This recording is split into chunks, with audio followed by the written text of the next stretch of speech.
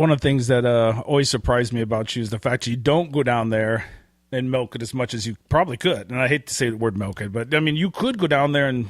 No, there are guys who would go to every game and call down and get the sideline passes. I mean, the fact you're sitting in somebody's garage on a game day, Colorado, Nebraska, Scott Frost, first game, like sitting in a garage, hanging out with buddies. Yeah, I'm hanging out with buddies because I enjoy the game more that way because what people don't realize that when you go to when myself or other former players go to games that people recognize, they really can't enjoy the game because people they want to take pictures and sign autographs when you're trying to watch the game.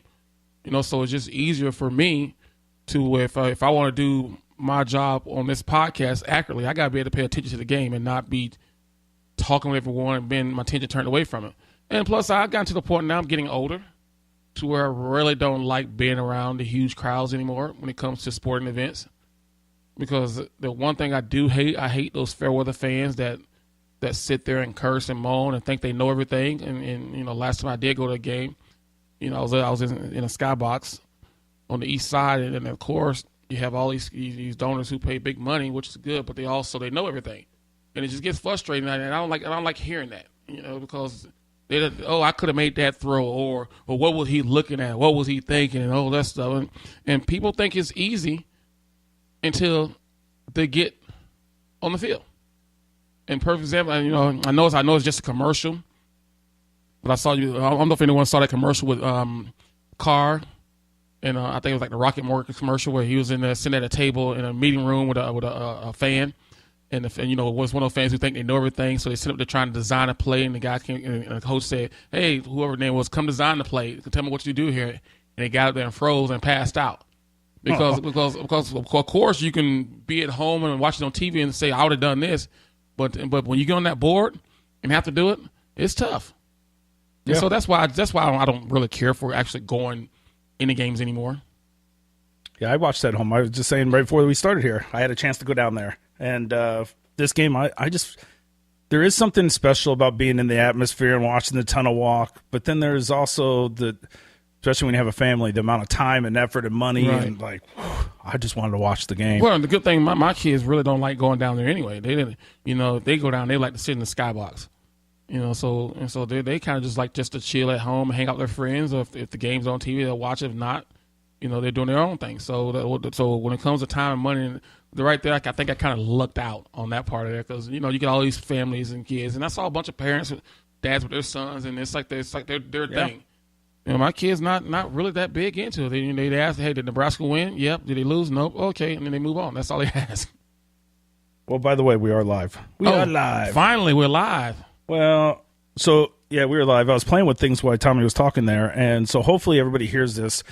This is, right away when we first started, we had a little bit of buzz, but I adjusted that, and it seems to be working now. Yeah, somebody just said much better. So if you want the high audio quality version of this, it'll be available on iTunes and everywhere else. The podcast comes out tonight, so the audio recording. So there's a higher quality audio version, although the audio for this that people hear right now should be pretty high still. Right. But you might hear dogs in the background or whatever miscellaneous thing happens in the background. Those are mascots. The dogs are here. Who let the dogs out? Who let the dog? But you won't hear that on the audio version released tonight. All that's cut out, and it's just a high-quality audio version. So if you just want to listen and you don't want to deal with the dogs, get it tonight on iTunes and Spotify and SoundCloud. Is it SoundCloud? SoundCloud and Google Play Store and about everywhere now. Yeah, we're everywhere now. Hey, we're getting big. So, and I did, and just so you know, I did have someone email me last week about doing some sponsorship. Is there an opportunity for them to do sponsorship for the podcast? Hopefully they're going to reach out to me again this week when we sit down and talk about it. But we used to do it. Like we had SAC for a while here. Now they're Cobalt Banking. Yeah, is it still a credit union or just a bank now? I think they're a credit union. I should know because I'm a member there. So we love you, Cobalt. Come back. No, we had Cynthia over there. Worked with Cynthia over there, and we worked with SAC, and that's how it all started. Yep, SAC Federal Credit Union. Cobalt Bank was the first person that got us started when we didn't know what we were doing. I still don't know if we know what we're doing, but we come a long way. We know a lot more than what we did when we first started 5-6 years ago. Much more. We started We even had a couple more people on the team back then. Yep. More people. But anyway, if you want the high quality audio, even though the quality you're listening to right now on Facebook, if you're on Facebook Live, should be pretty good, but the higher quality one will be out tonight. So what did you think of the game yesterday? Let's get into it. Let's get to it. We already got a bunch of questions. And I'll get to the questions. And I'd like Jeff asked a question. I'll get to yours in a second because I'm going to lead into that. So for me, personally, as a fan, just a dumb fan in front of the TV, like I was super excited coming out. What was it? Towards the end of the first quarter. Right. You seen like Nebraska came out right away. There was a lot of nerves, a lot of jitters, and it seemed like they kind of worked through that. From a fan perspective, at the end of the first quarter, I thought they kind of overcame a lot of that stuff. And then all of a sudden, we've seen things we haven't seen in a while. So you start to see, you're seeing the defense swarm to the ball. Like all of a sudden, it seems like we might have some black shirts for the first time in several years. You see running backs coming in. They're swapping running backs. So Riley did this. He's swapping running backs in and out. But when Riley did it, they all looked like dead ducks. They come in, they didn't look warmed up, they couldn't get in a rhythm. But yesterday they were swapping and they were coming in, and all of them seemed to be making some explosive plays and look positive. And then we got a lot of momentum on our side, and that was great. Martinez looked decent early on. And even through the second half, we went through the second half, and Nebraska had not scored. And we're in the middle of the fourth quarter, and I'm thinking this is one of the most exciting quarters I've watched in a long time, and there's been no scores put on the board. Mm-hmm.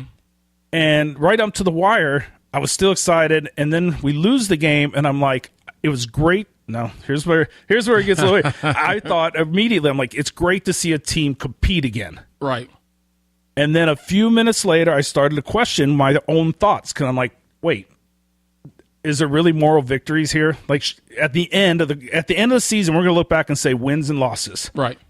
So now am I rooting? Have I got to the point where I'm literally just rooting for moral victories instead of wins and losses? Didn't we put Scott? And I know this is the first game, but we want at the end of the day we want wins. Right. We want we want opportunities at titles, and so now I'm really confused. No, you're not confused. And I think a lot of other people right now are probably wound up thinking, hey, Frost is here, black shirts are back. Like those. Oh, of course. A lot of people did think that. I talked with a bunch of people that way. And when they hired him, a lot of people say, oh, the program is going in a different direction, which it is going in a different direction. I saw a team that went out and competed for 4 quarters yesterday. I did. Yeah. And so I applaud that to those guys, because you could tell they were coached better. You could tell they know, were there mistakes? Yes. But overall, you didn't see the massive mistakes you saw previous years. And when I say previous years, I'm talking about the last 10, 15 years at Nebraska.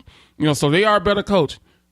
But people, don't start taking moral victories, because when you do that, then you start going down a path again that we just want to compete. No, that's not what Nebraska is. And I tell all of my friends out there, pump your brakes, back up. More victories is good, but you're judged off winning and losing. Yeah, that's what you're judged off. And we talked about this before, and Scott Frost lost his first game here at Nebraska, 33-28. Yeah, right. Go back and find out what Mike Riley lost his first game at, 33-28. Is that some symbolism there? Is that? Yeah. Who knows? But it's kind of ironic that they both lost their first game at home, 33-28. BYU Hail Mary, right? BYU Hail Mary. So more victories, yes, you make people feel good and be proud of it.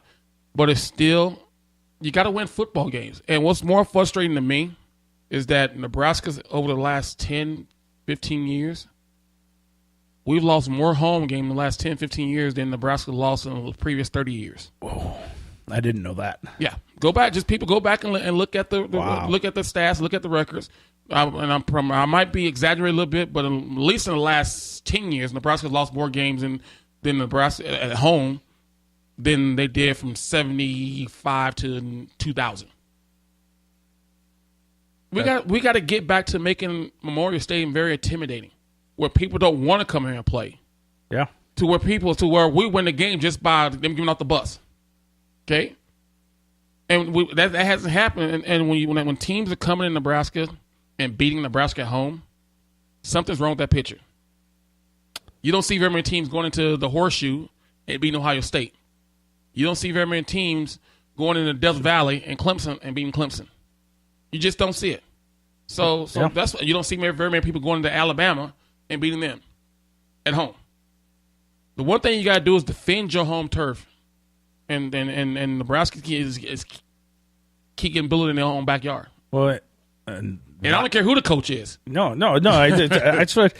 I'm sure there's a lot of stuff in here about the coach already, about Scott Frost and asking questions. But I was even trying not to even address the Scott Frost. If you take the Scott Frost element out of it and just look at it, I think it's interesting what you said about Riley, because I probably felt the same way at the end of that game. So the hope and optimism. Home, Nebraska, BYU, new coach. We seen glimmers of light. I probably felt the same way. I was excited, and I probably walked away thinking moral victory. Right. There's an opportunity in the future. And, I still think that, but in the same sense, I'm trying to not let myself get too caught up in the excitement of moral victories versus wins and losses. Yes. At the end of the day. They're the moral victories. Yeah. So I'm a little torn because it's the first game. We know they're going to lose games this year. Oh, yes, of course. The one thing, though, that we said last time we got together is we both agreed upon is they got to win the home games. Right. If we were going to play in a bowl game this year, they really need to win the home games. Right, because the road schedule's tough. So now we don't even play our first home game, and then we lose our first actual. So you 2 games. So basically you're 0-2 right now. Even though you're 0-1 because. But we needed both of those wins to get ourselves lined for a good bowl game. Right, and I have to. We're behind now. Press now, yes. But I did see some good things out there. I saw a freshman quarterback who made freshman quarterback mistakes, but he also did some good things. So there's positives there. It's disappointing that he. I'm not going to say that, but it's sad that he went down late in the game with an injury, and no one knows how serious that injury is. Hopefully he can come back next week and play next week. But I was actually kind of happy to see how well Bunch did. He came in and did some good things up under the circumstances. Just to get thrust in a game like that and go in and yes, he was 4 for 9, but he still made some good plays. You saw the ability there. So I'm not as concerned with that position as I was going into the season after Jebbia left. But at the end of the day, you still got to win football games, and more so than not, you got to win the ones at home. You have to. Well, I just looked up. Looks like there's no news on them yet. Although people are posting that, and this is rumor strictly, and I hope it's wrong, but their rumors are ACL. No, that's not good. Torn ACL. That's not good if that's the case. Let's hope that's just a rumor. Yeah, because that changes the whole dynamics on the year. For me, it doesn't. What? And here's the reason why. Whether it was him or whether it was Jebbia, whether it was you still got that schedule you got to play, and it's still a first year coach. It's still a first year guy starting. True. So if it was Jebbia, it was a Martinez, it was a Bunch, but doesn't it Vedral? Yeah. It didn't matter because it's the first year of a coaching staff, first year, so there's going to be some growing pains. Yes, he was your starter, but at the end of the day, we all kind of knew that, hey, he's only one hit away from the backup being in the game anyway in this style of offense. Isn't it? Now, I don't know enough about Bunch, or, we haven't seen either of these. Really, when you were playing, one of the benefits were you guys all seemed to train or at least practice a similar way. So you knew you were going to run the option. You knew. Right. It seems like more lately when we go from first string quarterbacks to second string, all of a sudden we have to play a different offensive game. Is that a perception, or I don't think with this system as you do. I think Bunch is a good enough runner from what I hear and from what people have told me that he's just as good a runner as the other guy. He might not be as fast, but he can be effective running the football. So at the end of the day, all this does right now, if it is a torn ACL, it just makes things back to where we coming into the season not knowing what we had. Yeah. Because no one knew what we had in Adrian Martinez. He's a true freshman starting. Keep in mind he hadn't played contact football for 2 years prior to yesterday. Yeah. So there was speculation of how would he hold up, how can he handle it, how well would he do? And he showed some flashes of going to be a pretty good quarterback. Yeah. But he also showed flashes of a freshman. What's interesting when you say, before you even say anything else, what's interesting, I don't think I even would have paid attention or really identified the fact that he's a freshman until the last few years sitting with you. Because now, like, every time, when he's looking a certain way or not looking or falling and trying to force those throws, like every one of those things are much, much, much more obvious to me. And keep in mind, sophomore make that same mistake too. Yeah. For instance, Tua. First game, the first thing, he was going down, threw the ball up, and the receiver made a play for a touchdown. So quarterbacks happen when they panic. It's part of it. But you see it more out of freshmen trying to do too much and then understanding, you know what, let's just take the sack here. Or don't force the ball and throw the ball away. Then you just see with a veteran. A veteran then probably say, you know what, it's easier for me to take the sack than to try to or interception or to make something bad happen. And that's exactly what happened. So there's going to be growing pains. And if it is true that he has a torn ACL, you're just back to where you started when they got here as a coaching staff. We didn't know what we have, so we got to find a quarterback. And that's what they had to do. Well, this goes back to last time when we talked previously about Jebbia, and like, it's in my mind, it's just crazy that he walked away. I get why he did it in the same sense. It's crazy because quarterbacks come and go so fast now in this game. But the question is, does everybody know what the true reason why he left? No one knows. Yeah, that's a great point too. It could have been one of those deals to where, and I don't know, but I've been in meetings. I've been on both sides of the table when I was a quarterback and been told something and been telling the other quarterback something. Maybe they promised the kid something that didn't happen, and the kid was upset about it. No one knows what happened in those meetings but Jebbia and those coaches. Yeah. So whatever happened, obviously it wasn't what the kid was told or what he wanted to hear, and that's why he left. And so he's willing to sit out a year because he wasn't going to be happy here. Well, you don't go through spring ball with a new coach and go through all the fall camp, and then when you don't get the job, then also I'm transferring now. Knowing that you're still going to have to sit out a year anyway when you transfer. So there's more to that story than what's being laid out. Well, that half the conversation now on Facebook right now is about Jebbia. But no need to talk about a guy who's not here. Let's talk about the guys that are here. I agree. So because who knows, he could have gotten a game and probably wouldn't have played as well either. At the end of the day, let's talk about the guys that are here and not here, because those are the ones that we got that Nebraska has to play with now. And so let's focus our attention on Bunch and who's the walk-on, who's the third string. Let's focus on the players that we have, because those are the guys that we got to win with. Well, not guys that aren't here. We don't really know the true story for Martinez at the moment, so hopefully he's back next week. Hopefully we see him in practice this week, and hopefully we move on. However, though, what do you think about, or what do they need to do about the game calling or his gameplay? Do they need to protect him better? Do they need to think about? I think when you know that this is your starter and you feel that you don't have enough behind him, you got to protect him as much as you can. And I understand that it's been an athlete. You've been an athlete. You think of it. In that field, you think of Cam Newton. They try to protect him, but Cam Newton's going to be Cam Newton. He wants to run the ball. He's going to be physical. Now he's going to get beat up. There's some quarterbacks who my job is to go out there. I'm a football player, so I'm going to play the game of football. Well, but as a coaching staff, you got to know how to control how many hits the player takes. You got to control his effort sometimes, especially when he's young, especially when you don't have the true backup that you feel behind him that can go in and win games. Because look what happened. Yeah. Now you could have a guy out for the season if the rumors out there are true, and now you got to play a walk on and get him ready. And so if this was game 9. And he tore ACL. I'm like, okay, fine, he played, but it's the first game you played, and he tore ACL. I mean, he looked good, but you still got to be smart about playing him the way you did, and that's not faulting Coach Frost or faulting him. Yeah, sometimes, but you got to think about the season other than just that one game. Especially when you got a true freshman quarterback out there playing his first game, you want to try to protect him as much as you can, because what he needs is experience. He needs to play. Yeah, like you say, he hadn't played competitive football in 2 years prior to yesterday. So the more game time he can get, the better he's going to be over the years. And so now this year right here, if it is true that he's out, so basically it's 3 years. Yeah. And when he comes back next year, who's to say he's going to be the starter next year? Because of course they got to continue recruiting, because you never know a quarterback. Well, let's hope that's not true. But the last time we seen this situation was with another Martinez. Martinez, and then They almost did I almost felt they did too much coddling where they didn't let him execute. And then we end up seeing when he was hurt. We didn't even bring number. I don't even remember who the backup was at the moment. Yeah, it's so they many guys. They're running the Wildcat with Rex Burkhead and.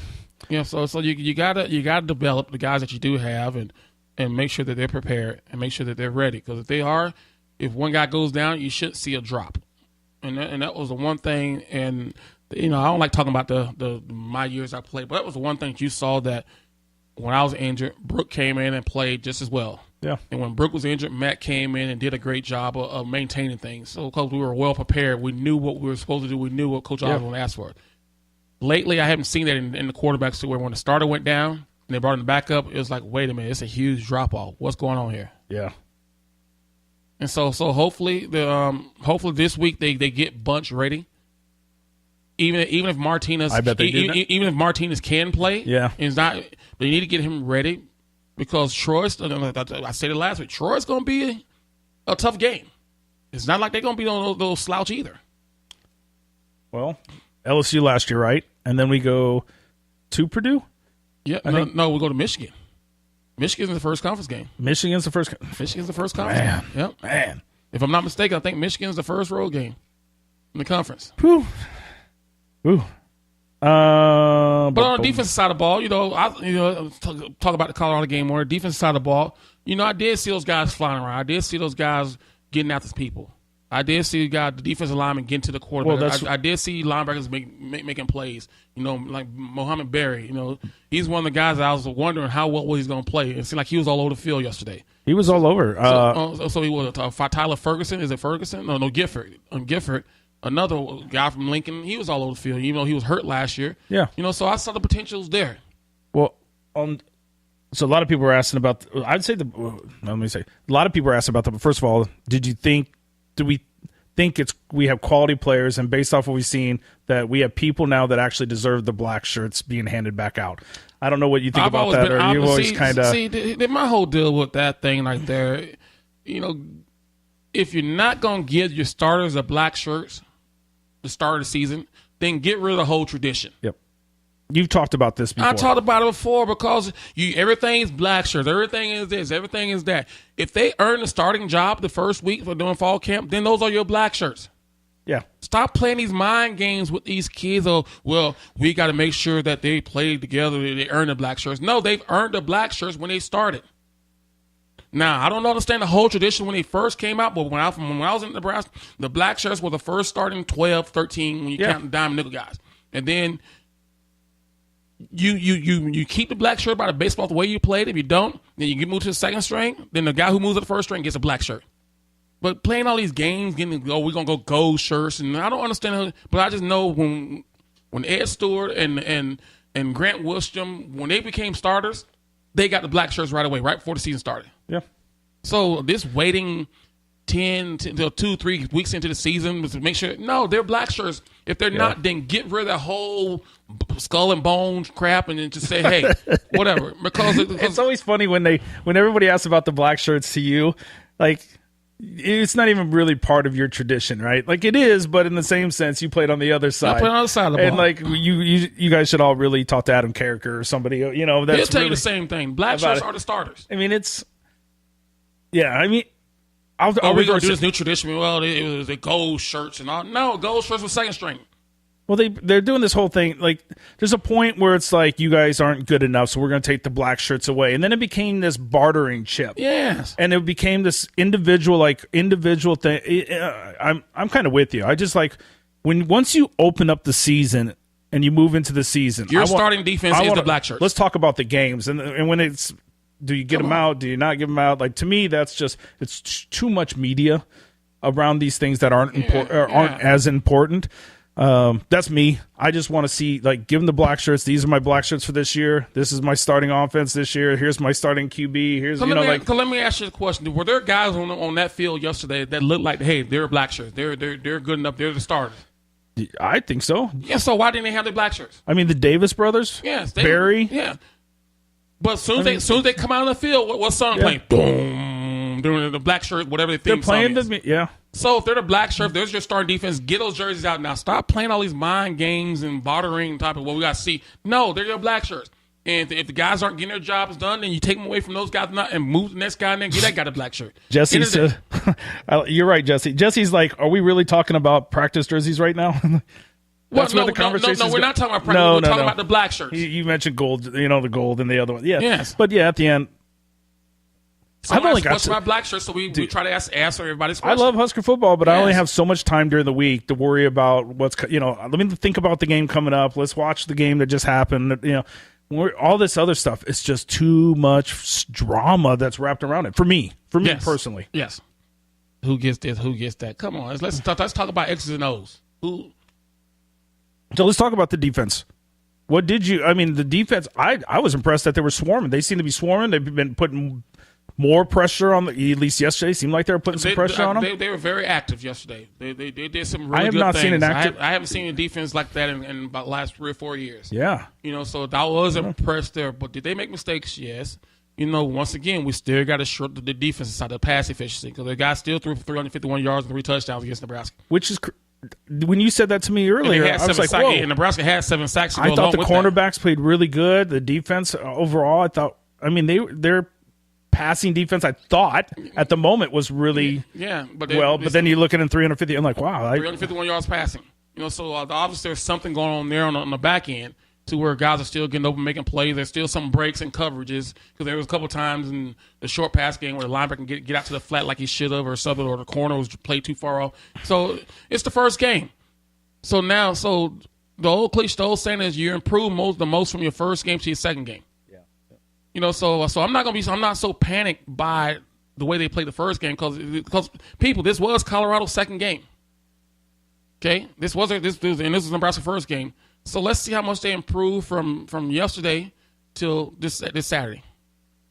All right, man, lots of good conversations today on Facebook. The other thing I was going to ask you about is because that's probably closer to you is the offensive line. It seemed like Martinez had a lot of time. They've gotten better.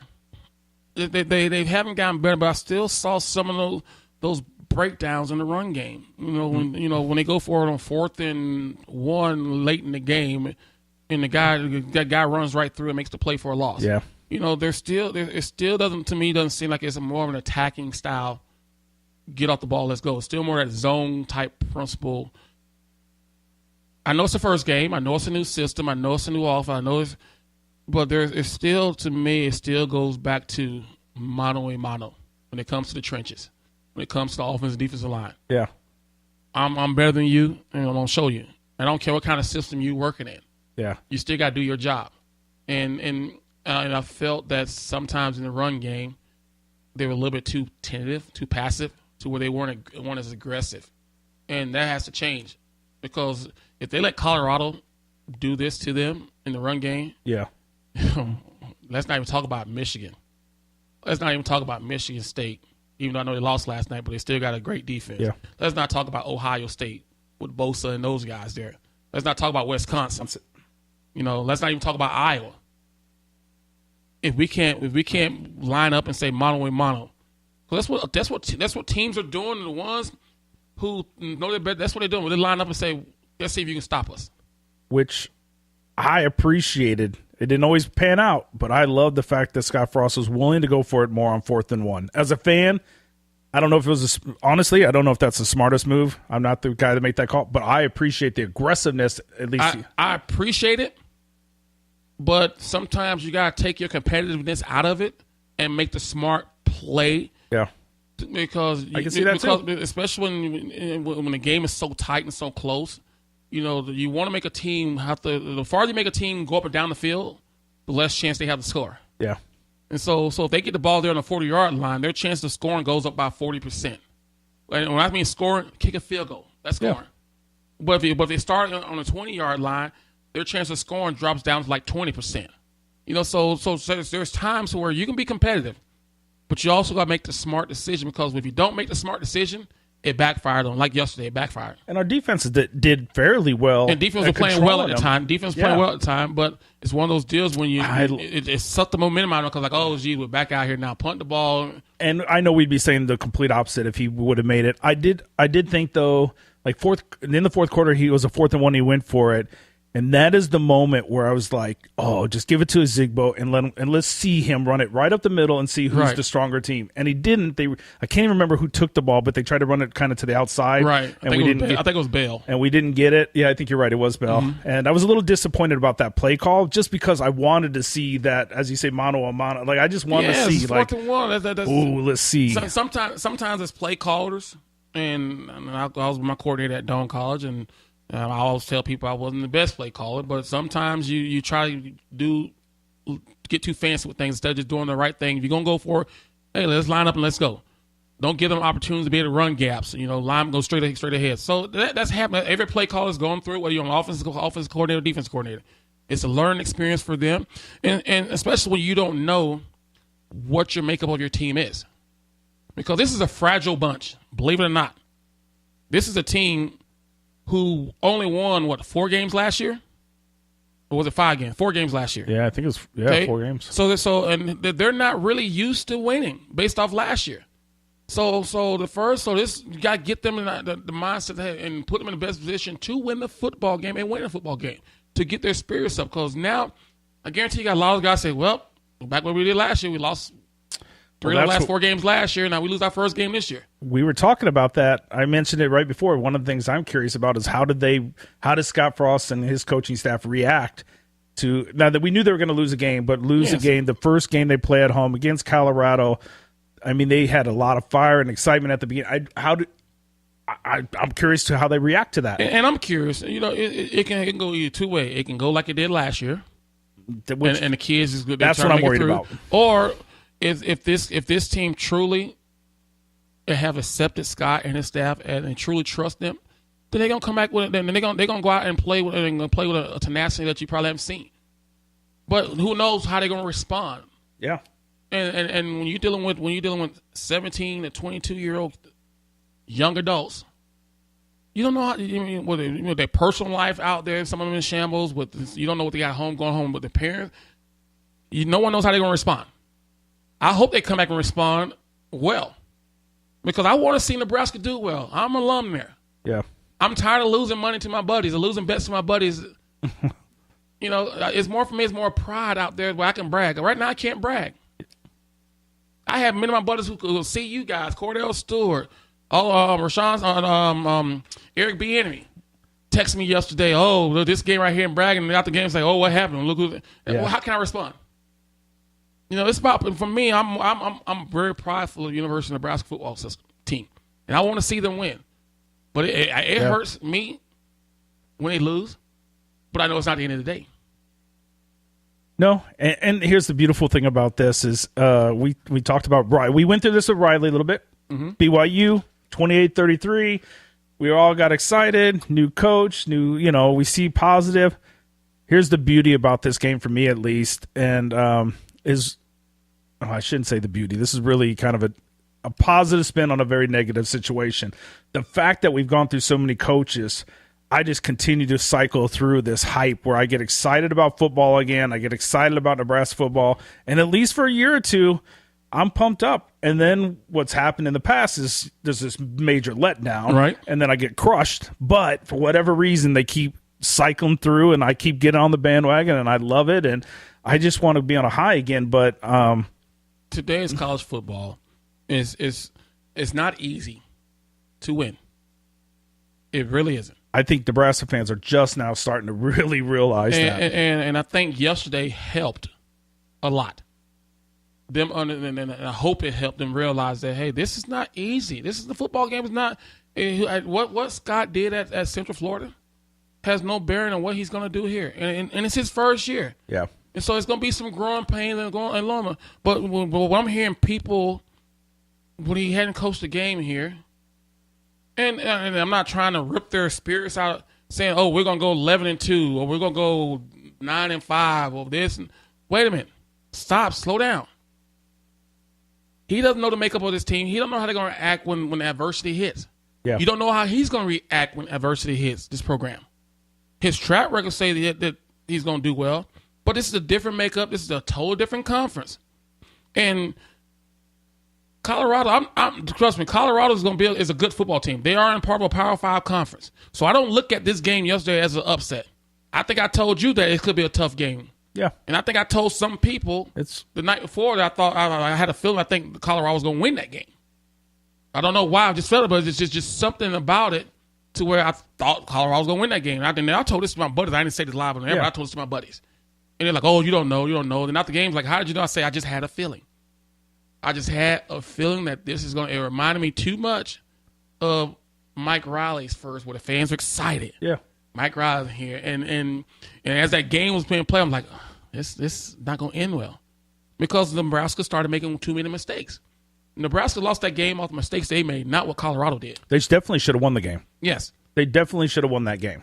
But it just been a pattern. So on that, many people have asked this, and I wrote it down. I was going to get back to this, but Manny, Logan, and some other people about clock management towards the fourth quarter. And so I got here's my thought. Before I just blindly ask you, and because the commentators yesterday said, because I'm looking at the clock and I'm like, what are they doing? Why are they not running down the play clock and milking the time again? And so Colorado gets the ball back. They should only got the ball back with about 1 minute. But then the commentator mentioned this whole thing about. We're a pace team, or they're going to move at a certain pace, and if we try to just sit and stall, it's going to throw our rhythm off. So a lot of people are asking about clock management and should they ran the clock down. I'm pretty sure if you were to ask Scott this question right here, clock management, he's going what he's going to say that we have a fast-paced offense and we have a slow version offense, and most of the time they don't go into the hyper speed, whatever they call it, until after a big play, and then they get a team on the run. That's what this offense is about. If you watch all these teams are running, there's slow plays. But then once they hit someone for a big play, guess what? Let's get going now. We got them reeling. We got to reel them. Same thing that happened with Florida State in the first Virginia Tech. Yeah. They hit a big play. Let's go. And what happened? Virginia Tech players started faking injuries. So they have multiple paces, which makes sense. Speeds of this offense. But at the same time, it's still trying to get to know the makeup of your team. You want to try to keep them getting confidence. But with all that said, to me, it wasn't clock management. Okay? There was one play in that game that if this play didn't happen, Nebraska wins that game. And it was the personal foul penalty, like on third and whatever it was. Yeah, Reed, and they got the ball there, and they kept the drive going. Yeah. So whether it was clock management, pace management, that to me, that didn't matter. That one play right there turned, though, it didn't cost Nebraska the game, but it turned the whole game or focused that on that last drive simply because it could have got Nebraska off the field and Nebraska could have got the ball back. And when people talk about clock management, I always look at it as a scarcity tactic. That so a few years ago, I probably would have been like, God, why didn't they manage the clock better? But in the same sense, I also look at it and say, I want them to be attacking and not playing this scarcity mindset where we're like, let's hold on for life. You got to play the game to win. When it's a close game and you're up by so many points, you got to play the game to win because college football has shown you that anybody can pop up on one play. So you still got to play the game to win the game. Who was it? Steele? I think Nebraska was up about like 3 or 4. I think it was. Yeah, at that point. Or 2 points. I think we were about 2. No, because they lost by 5. Yeah, this is when Colorado just scored, and we had. No, you're right. It was before Colorado scored. So we were still up. We were still up, and we were attempting to drive, and there was an opportunity for us to run the clock down. So if they got the ball back, right? But it did. I don't blame clock management on that because you're still trying to. Because keep in mind, if you go down and kick a field goal, it forces them to score a touchdown. Well, before normally, to get the ball back, all you got to do is get in field goal range. So that's why I'm not going to question the clock management on this time around because I get it. Because college football, I just said it, you can hit a big play in 5 seconds. Yeah, you can. So you play the game. You play the game to win it. And I'm sure there's other people that think the complete opposite, depending on what you believe and your coaching style and what you come from. I mean, there's some coaches out there, I'm sure, spectacular at clock management, and that's part of their execution. Where what you're just saying, like, I love the fact that, hey, we just got a big play. Now let's hurry up. Let's go. Because we got them reeling now. We put pressure on them. They're going to be wondering what happened and maybe disoriented just a little or whatever. And you talk with Mike Leach. Mike Leach don't clock manage. Yeah. And he's one of the best offensive minds out there. He doesn't even have a playbook from out of here. He just calls stuff and draws stuff in the dirt and run it. And he managed the clock for him. No, man, we're going to score and score often and score as fast as we can. I don't care how much time left in the game.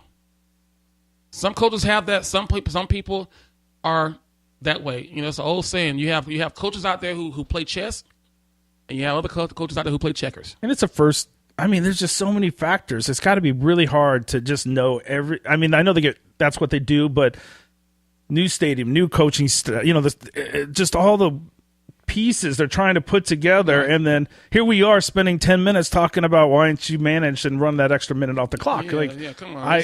It's that trust me, that extra minute that kept on the clock did not cost them the game. Afterwards, I thought about every one of these little things, like why didn't they do this? Why didn't they do that? But at the end, I'm like, Colorado made the plays, and Nebraska did.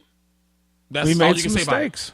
We made mistakes. Nebraska made mistakes. Colorado didn't make any mistakes. Now it's just a matter of how do they bounce back. Because now motivate. I'm really curious about, and we'll never really know exactly, but how do you keep motivation? I know it's only first game, but we already said in theory they're down 2 games, right?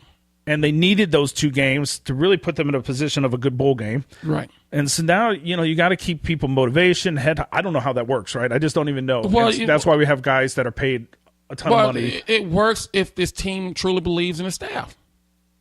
If they truly want to go out there and I'm hearing everything coming out of the locker rooms, meaning that, hey, this team, we were together. We're not going to be defined by this one game. That's great. I love hearing players say that. Trust me, I do. Let me know right now that they have each other's back. But saying that in the media, in the papers, is one thing until you start doing it on a more consistent basis on the football field.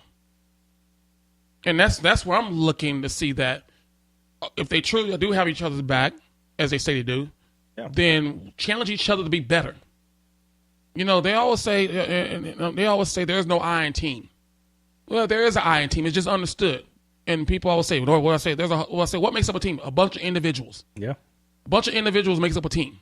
And so if each individual do their job to the best of their ability, then this team is going to be successful. But if you have a handful who's doing 50% of their job and the other handful is doing 100% of the job, you're going to have breakdowns in the system. Well, based off what we've seen yesterday, it seemed like there was definitely some team play on the defensive side. They were swarming, and they seemed to believe in what they were doing. The offensive line seemed to be some big improvements. And I was really excited about the running back play. Like, everybody that hit the field. Right. The potential is there. The potential is there. Now, we didn't see no Wilbon. I didn't see Wilbon at all. Don't care about that. Maybe he's not part of the first 4. To me, that's fine. I want to see them play the best guys who can play it. I don't care if you were a senior last year, you started last year. Well, that's the thing, right? If you're not the best guy, you shouldn't be playing. They got, Bell in there. They had Washington. They're just playing. You play the guys that are going to give you the best chance to win. Don't play a guy because, his last year's a senior, so we don't want to hurt his feelings. Tough. You've had 3 years prior to this to solidify that job. I didn't even see Trey Bryant. Well, he's done now. I don't think he's playing at all. I didn't even see him. No, excuse me. No, he's Bradley. Oh, it's Bradley. Like, it was like I didn't see Bradley from WS. So don't moan about hurting guys' feelings if they're not the best guys. You're gonna play the best guys because at the end of the day, you don't want to lose your job. And I'm not saying he's gonna lose his job, but as a coach, you don't lose your job when you're the best guy to sit on the sideline. You're going to go down with the best guys playing for you. And it seemed like that's what we were doing yesterday. And that's exactly what they're doing, awesome. which I applaud and I appreciate that. Because over the last 5-6 years, the best guys weren't playing. Yeah. And that's why Nebraska's football program is in the state that it's in right now. There's too much coddling kids' personalities and mindsets. Hey, if you're not the best guy, then go. So the best guy's going to play. So a couple of people have asked Logan, I think somebody else asked earlier too, and we don't typically do this, but if you had to hand out a game ball to one person on the team yesterday, who do you think that would have been? Barry. I would actually agree. I would totally agree with. I mean, you know better than I do, but this is a kid last year. He was all over the place. This is a kid last year. Everyone was wondering if he's a football player. Yeah. And he was one of the biggest people saying, how well is he going to improve? And you see coaching has helped him. He's all over yesterday. So my game ball will go to him. Because this is a guy that last year didn't know what he was doing. He was running with his head, like a chicken with his head cut off. Yeah. But then yesterday, it's like he knew what he was going to do, and he instead of him thinking, he reacted to everything. That's pretty awesome to see. So that's who my game ball will go to. Yeah, that's pretty awesome to see a player come, from last year to this year. It's like a totally different kid. Yeah. Totally different football player. Yeah. I think he had 12 sacks. I think it's like 12, 13 tackles. Tackles. Yeah, I think him and Good Gift for 13 and 12 tackles. He was all over the place. Yes, so that's who I give my game ball to. What's this? David says, well, he says, who would you like to beat the most? Iowa, OSU, or Wisconsin? I mean, obviously you want to. I like to beat them all. Yeah, I'm going to say, I know what you're going to answer. You got to beat them all. So let me change. I'll change the question because I know what you were going to say. I knew you were going to say that, but. The easiest game might be Iowa. Yeah. Based off of what I've seen so far this year. Yeah. I think Iowa might be the game that, out of those three right there, might be the most winnable one. And we need to win. And that's a game we probably need to win at this point. You're going to need that game to go to the bowl game. Game at this point. You're going to need it. Yeah. You're going to need that game to go to the bowl game. Now, that game comes earlier this season this year, right? No. I think it's still September. I think it's still. Or does that change next year? I think it changes next year. I should know this. No, I think it changes next year. I think it's still Iowa's still the day after the Thanksgiving, and then Barry is a beast. Barry is a monster. Yeah. See, no one even knew who he was last year. Yeah. Well, I knew who he was. He didn't play the way he played yesterday. He played better yesterday than he did all last year. Adrian said he really likes the fact they're doing the area codes on the helmet. What do you think about that? It's something. I get where they're associating. It's a mental thing, associating the pride. No. It's a recruiting tactic. Oh. I didn't think of it that way. It's recruiting. That way, when people see, Nebraska got a kid from Miami. Yeah, I didn't think of Nebraska that. got a kid from here because of the area code. That's my area code. So it's showing people where they recruit kids from. So it's all recruiting.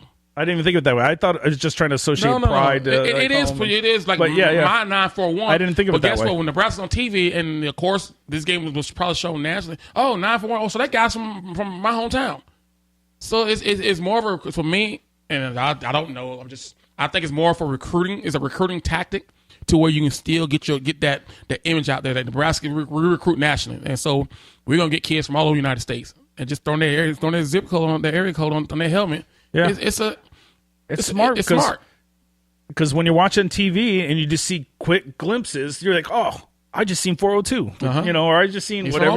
Yeah. So yes, and it's a recruiting. It's smart recruiting. I haven't thought of that way. Andre said, how many potential wins do you see at this point now that you've seen your first game? 4.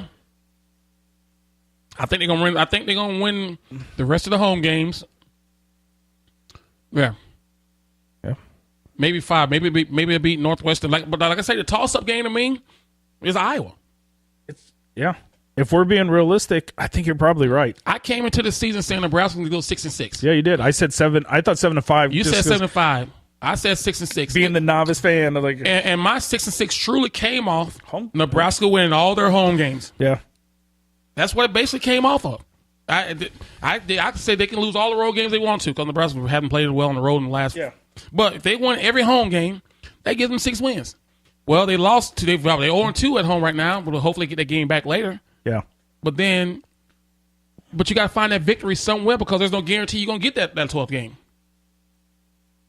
So for me, I thought Nebraska would go 3-0 the first 3 games. And I thought they'd lose to Michigan on the road in the big house. Yeah. And then I think they played Purdue. I think they have a couple of close games like Purdue, Illinois, back-to-back. But then that's when they go to the gauntlet where I think it's Wisconsin, Ohio State, Northwestern. And then they come back, I think, with Illinois. That's something. But I thought Nebraska would win the first 3 games. Even though I thought they were going to be close games. But I thought Nebraska finished non-conference 3-0. Yeah, it is. Michigan, Purdue. Then it's Wisconsin, Northwestern. We got a Minnesota in there.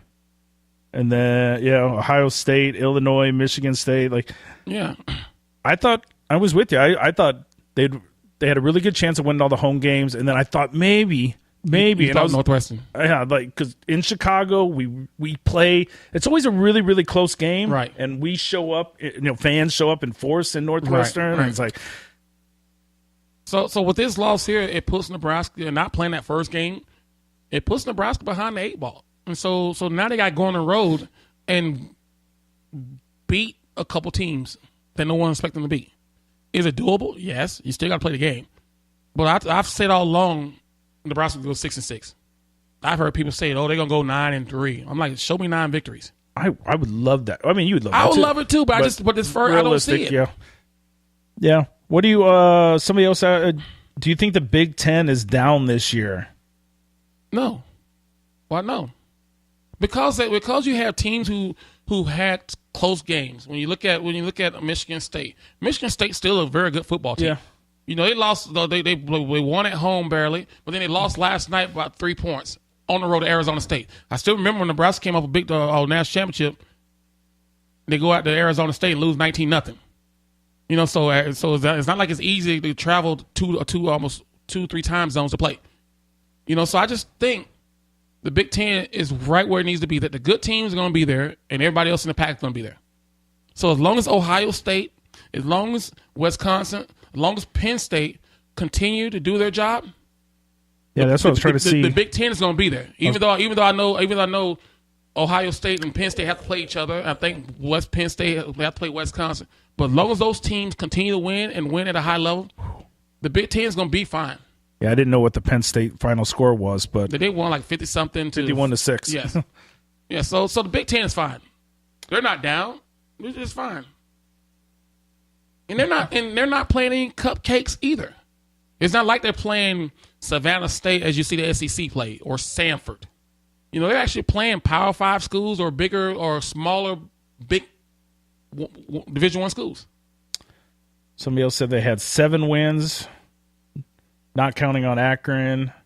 Oh, counting on Akron, but not on Colorado. So he's picking somebody else. Somebody else asked you, and I can see 7 wins too. Yeah, would you? Somebody else just said if you had to pick another coin flip game besides Iowa, is there one? Northwestern. Yeah, that's what Northwestern. I just don't. I just don't see them beating Michigan. Not yet. And I'm not saying Michigan's all over, but just the state of mind of this program where it's at. Year one. Yeah. And Michigan has a very good defense. Very good defense. I don't see them beating Wisconsin because I don't think we can stop the run. Very effective at all. I sure don't see them beating Ohio State in the big house. I think Ohio State might be better on offense than they were the last couple of years with the quarterback that they have. Yeah. Okay. Iowa to me is the toss-up game, but it's just I know Nebraska fans. Iowa's our stepchild just east of us. No, they still beat Nebraska 3 out of the last 4 years.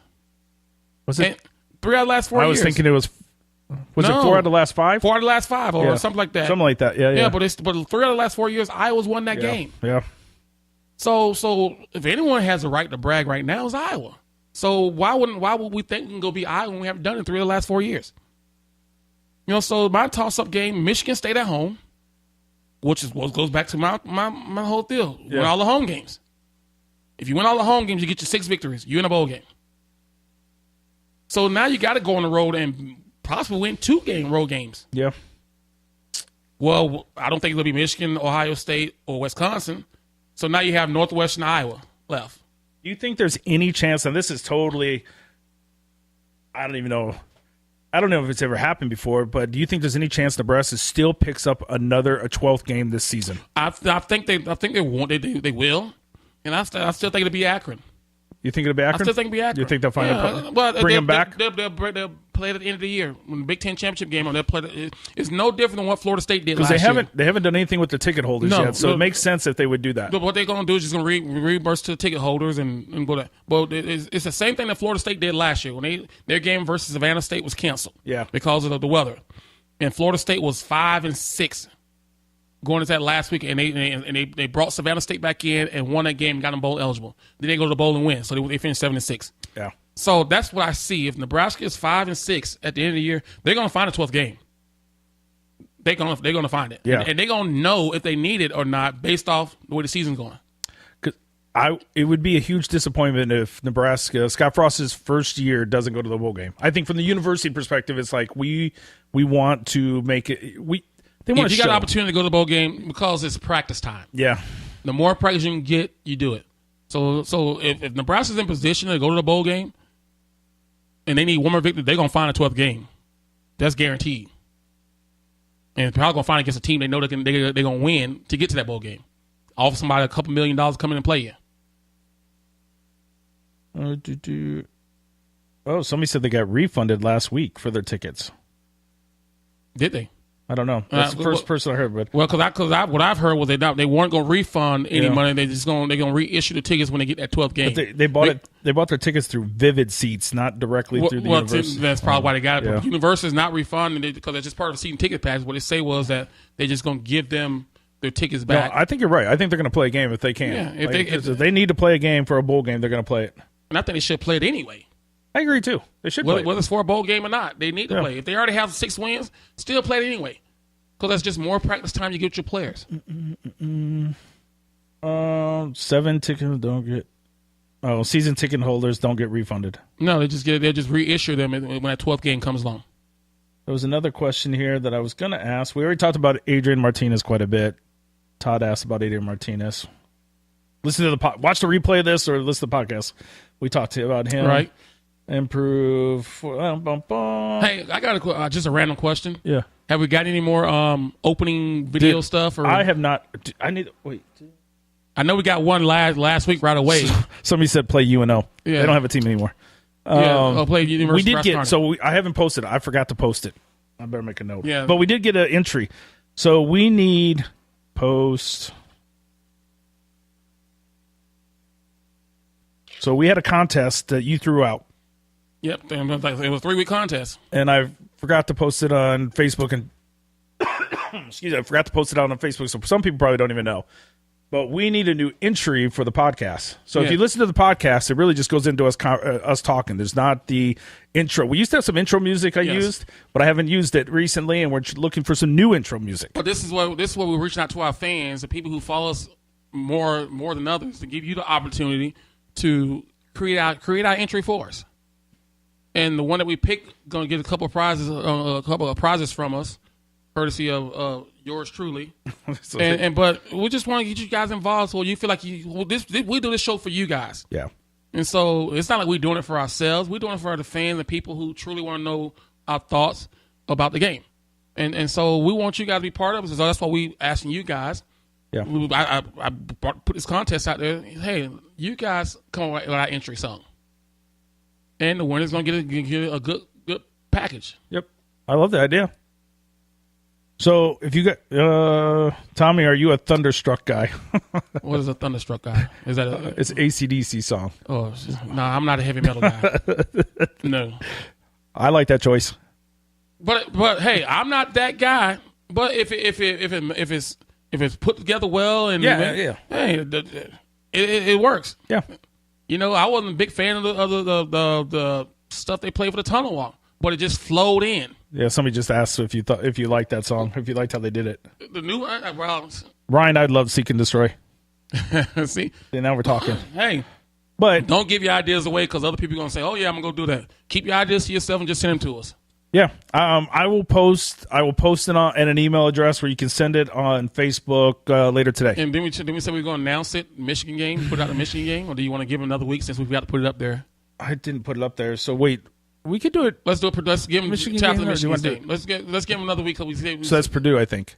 So Purdue game. So the Purdue game. We'll put it out there. We'll give them an extra week since we didn't. I'm going to spam it in the next couple of weeks. I'll spam this out quite a bit. So if you're listening to this, look on Facebook, and I will put the link up there where you can send it.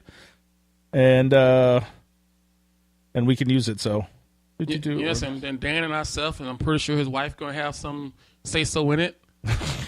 Our behind the scenes production person, and yeah, she tells me what I can and can't do. Right, and then Dan will reach out to the lucky one and say, "Hey, you want it?" And yeah, and people don't be butthurt if it's not yours, you know, because it is a 3-person panel.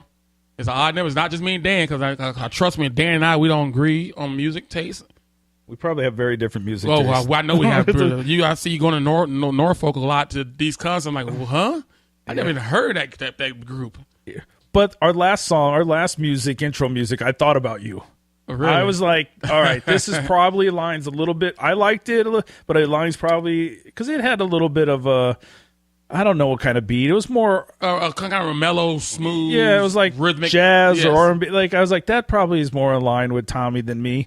I like, but for me though, it just has to be put together well. It's put together well. Yeah, Put together well, because there's some videos that people have made on me with some of the music. I'm like, okay, but I get the flow of the music and the listen, and oh, look at that flow. That's perfect. I still love the Hall of Fame song. I mean, but that whole video and how they put it together, I think Lincoln did a good job with that one. Yeah, we can repost that. We can post that on just get people fired up again. That thing gets hits every day still. Yeah, every day.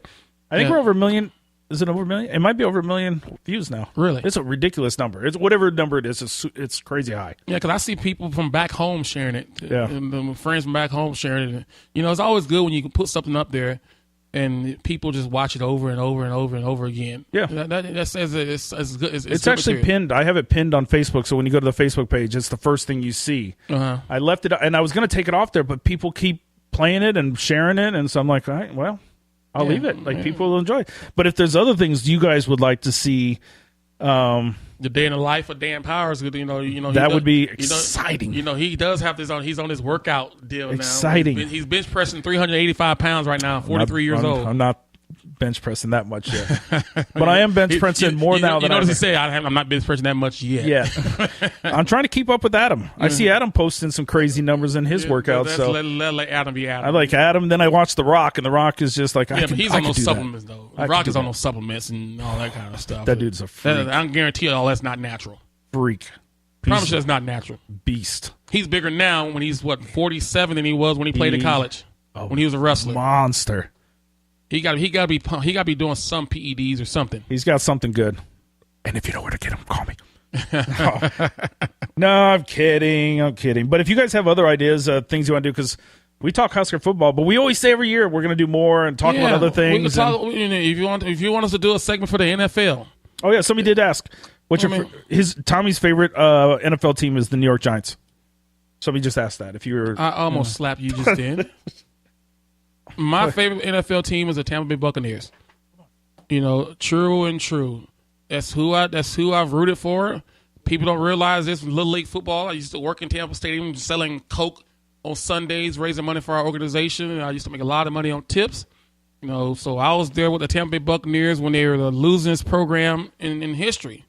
And then when I came to college, and they had the Warren Sapp and Derrick Brooks, and they won the Super Bowl. It went from a lot of guys who didn't like Tampa Bay, and they know who they are there too. Oh, I've always been a Tampa Bay Buccaneers fan. No, you haven't always been a Tampa Bay Buccaneers fan. Not like I have. So I'm Buccaneers through and through. Even with Jameis Winston. They had one of the worst uniforms, I thought, for a long time. No, too. They had terrible uniforms. No, I still got that jersey hanging up in my mother's place. No, trust me. Those jerseys right there are hard to get. People want those jerseys. Do they? Yes. The old creamsicles? Yes. Yeah. People want those jerseys. You can't fight with the old Buccaneer logo. Come on. You never know. You don't know what you miss, how popular something was until it's gone. Yeah, that's true. Because you still see a lot of those jerseys being run around Tampa Stadium on game days. Now, they were loud. I'm going to the Chiefs game this year. You are? I'm going to see Chiefs Denver. 49ers? Oh, I thought you were going to 49ers. I thought you were a 49er fan. No. Hello. Oh, this is for you. My fault. That's for you. No, Chiefs. We're going to see Chiefs Broncos down at Arrowhead Stadium later in October. Okay. I thought your wife was a 49ers fan. Or did you know someone who played for 49ers? My brother was a big 49ers fan. And so the story is, real quick, I was a 49ers fan when I was a real little kid, and they were like turncoat. You jumped the wagon too. I did. Joe Montana was it was his heyday, and I was like, yeah, 49ers. Well, my brother was a 49ers fan, and one day 49ers were playing the Giants, and my brother says, you cannot like the 49ers. It's against the rules because I already picked them. So I'm like, okay, well, I want the blue team, which turned out to be the Giants. And long story short, 30 years later, I'm still rooting for the Giants. Yeah. So that's how I got to be. But we're going to see, Chiefs Broncos.